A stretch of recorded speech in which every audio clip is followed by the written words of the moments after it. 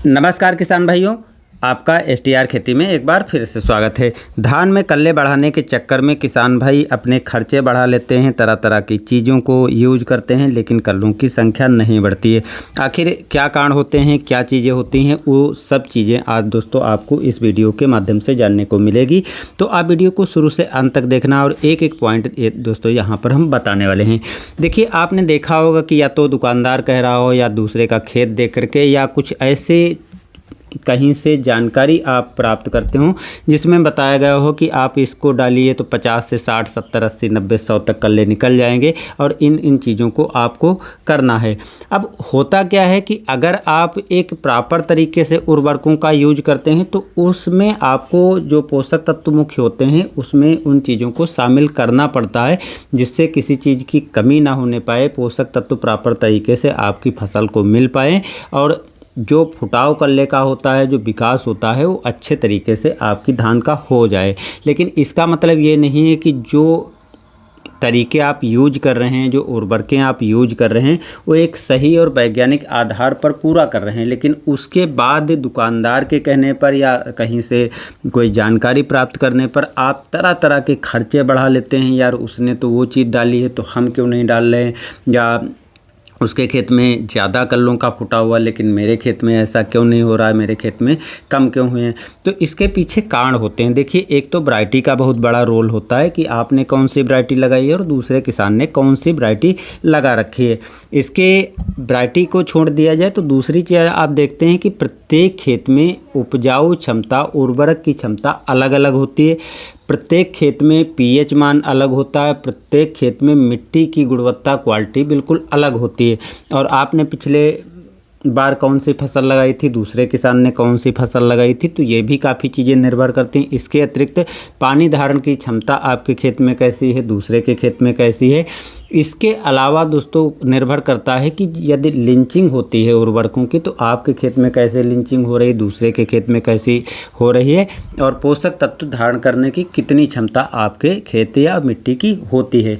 ये काफ़ी चीज़ें मैटर करती हैं। इसके अलावा जो पर्यावरण परिवेश होता है वो काफ़ी निर्भर करता है, मिट्टी की उर्वरा शक्ति मैटर करती है। बहुत से किसान भाई क्या करते हैं कि पोषक तत्वों को पूरा करने के लिए ढैंचा या कोई अन्य हरी खाद तैयार करने के लिए उसमें कोई फसल लगा देते हैं और उसकी जुताई कर देते हैं, जैसे मूंग हो गया, ढैंचा हो गया, और उसके बाद फसल को लगाते हैं। तो उसमें देखिए माइक्रोन्यूट्रिएंट्स और पोषक तत्व जो होते हैं वो काफ़ी हद तक पूरे हो जाते हैं। लेकिन बहुत से किसान भाई जो है सड़ी हुई गोबर की कंपोस्ट खाद या वर्मी कंपोस्ट को पूरा करते हैं, उसमें भी माइक्रोन्यूट्रिएंट्स और जो कार्बन की मात्रा है वो काफ़ी हद तक बढ़ जाती है, जिससे फसल अच्छी होने के चांस काफ़ी अधिक बढ़ जाते हैं। लेकिन बहुत से किसान भाइयों के सामने समस्या आती है कि ना तो वो ढैंचा सनई आदि कुछ बुआई कर पाते हैं और ना तो उनके पास कंपोस्ट खाद ही होती है। तो ऐसे स्तर पे जो केवल उर्वरक पूर्ति करने की क्षमता आधार रहता है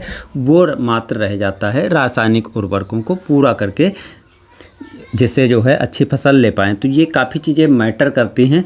अब उसके बाद जो आती है, जैसे मैंने वैरायटी के बारे में बता दिया, तो वैरायटियों के आधार पर जो है कल्लों का फुटाव अलग अलग होता है। आपने एक चीज़ ज़रूर नोटिस की होगी कि पूरे खेत में एक समान सभी पौधों में कल्ले नहीं निकलते। तो आखिर इसका क्या मतलब है? इसका सीधे सीधे यही मतलब है कि कहीं कुछ क्षेत्र जो होता है वहाँ पर अच्छे पोषक तत्व मौजूद होते हैं, कहीं पर कम होते हैं, कहीं पर कार्बनिक क्षमता अधिक होती है, कहीं पर कम होती है, कहीं पर पीएच मान अच्छा होता है, कहीं पर कम। इसीलिए अलग अलग एक खेत में भी मिट्टी का आधार हो जाता है और उर्वरा शक्ति अलग अलग हो जाती है, तो कल्लों का फुटाव भी अलग अलग हो जाता है। अब आपने देखिए, रोपाई के टाइम पर उर्वरकों की पूर्ति या रोपाई के 8 से 10 दिन के अंदर नाइट्रोजन, फास्फोरस और पोटास की पूर्ति हर किसान कर लेता है। उसके बाद जो दूसरे नंबर पर है जिंक, आज के समय में कोई ऐसा किसान नहीं होगा जिंक को नहीं डालता हो अपने धान में, क्योंकि उसको पता है कि धान में अगर हम जिंक नहीं डालेंगे तो जिंक की कमी से खैरा रोग लग जाएगा, जिससे हमारी धान की फसल काफ़ी हद तक ख़राब हो जाएगी। तो इसको तो वो डालता है। इसके अलावा जो है कीटनाशकों का भी प्रयोग करता है कि कहीं कीट न लग जाए, कीट से होने वाले नुकसान से वो बचाने के पूरे उपाय करता है। तो ये तो सभी किसान भाई यूज ही करते हैं। अब एक रोल होता है ग्रोथ मोटर का। तो ग्रोथ मोटर आज के समय में ज़्यादा किसान डालना चालू कर दिए हैं। 50, 60, 70% आंकड़ा ज़रूर होगा जो ग्रोथ मोटर डाल करके और पोषक तत्वों को पूरा करते हैं। ग्रोथ प्रमोटर का काम यही होता है कि पौधे की हाइट को, जब पोषक तत्व मिल रहे हैं पौधे को, तो हाइट को कंट्रोल करने का काम करता है, जिससे पौधा एकदम लंबाई से नहीं भागता है। और जब लंबाई से नहीं भागता है तो जड़ों का विकास और कल्लों का फुटाव काफ़ी हद तक बढ़ जाता है, यानी 10-20% तो बढ़ ही जाता है। तो ये काम आपको करना है, लेकिन इसका मतलब ये नहीं कि दुकानदार के कहने पर या कहीं से आपको दूसरी जगह से जानकारी मिल गई तो उस आधार पर आप आज दूसरा टॉनिक डाल रहे हैं, कल दूसरा डाल रहे हैं, परसों दूसरा डाल रहे हैं, कहीं कुछ डाल रहे हैं, और इस चक्कर में आप काफ़ी ज़्यादा लागत बढ़ा लिया, लेकिन कल्ले का फुटाव अच्छा नहीं हुआ। बहुत से किसान भाई कमेंट करके भी बताते हैं कि मैंने सब कुछ डाला है लेकिन फिर भी कल्ले इतने अच्छे से नहीं निकले हैं।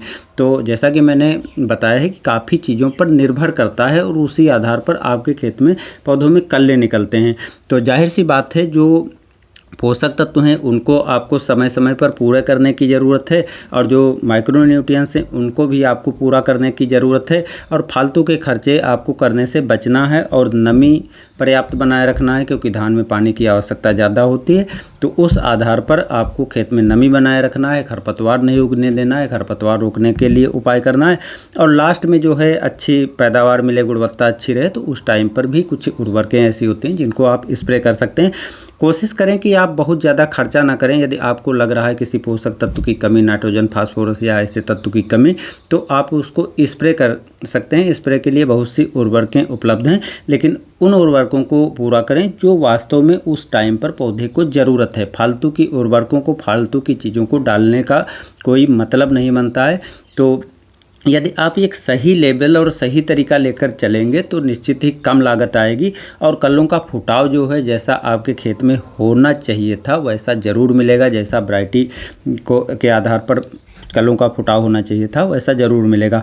आपने देखा होगा कि किसी भी कंपनी की यदि हाइब्रिड प्रजाति या देसी प्रजाति आप उठा कर देख लें, या किसी भी कंपनी का सीड्स लाते हैं, तो उसमें कहीं पर ये चीज़ मेंशन नहीं होती कि आपके धान में 40 से 50, 60, 100 तक कल्ले निकलेंगे, जबकि बहुत सी कंपनियां या बहुत से वैरायटियों में लिखा ही नहीं होता। लेकिन यदि लिखा भी होगा तो 12 से 15 या 18 से 20, यदि हद से ज़्यादा 18 से 20 तक कल्ले निकलेंगे, ऐसा लिखा होता है। ज़्यादातर यही लिखा होता है कि अधिकतम कल्ले निकलेंगे, और 12 से 15 के ऊपर लिखती भी कंपनियां नहीं हैं, क्योंकि उनको भी पता है कि इससे ऊपर अगर हम लिख देंगे और इतने कल्लों का फुटाव नहीं होगा तो हमारे ऊपर क्लेम कर सकता है या हमारे पर विश्वास तोड़ सकता है किसान, इसलिए वो कम ही संख्या लिखते हैं। तो मिनिमम इतनी तो निकल रही है, 12 से 15 निकल रही संख्या, तो मानकर चलो आपके खेत में पर्याप्त निकल आई है। और अगर इससे थोड़ा बेटर निकल जाती है, 20, 25, 30 तक निकल जाती है, तो निर्भर करता है कि मिट्टी की गुणवत्ता कैसी है,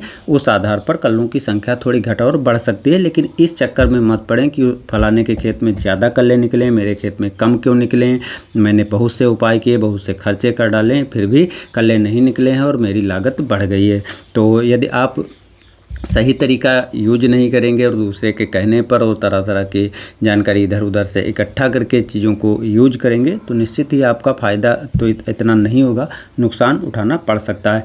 तो बस दोस्तों, आज की जानकारी इतनी ही। मिलते हैं नए वीडियो में। धन्यवाद।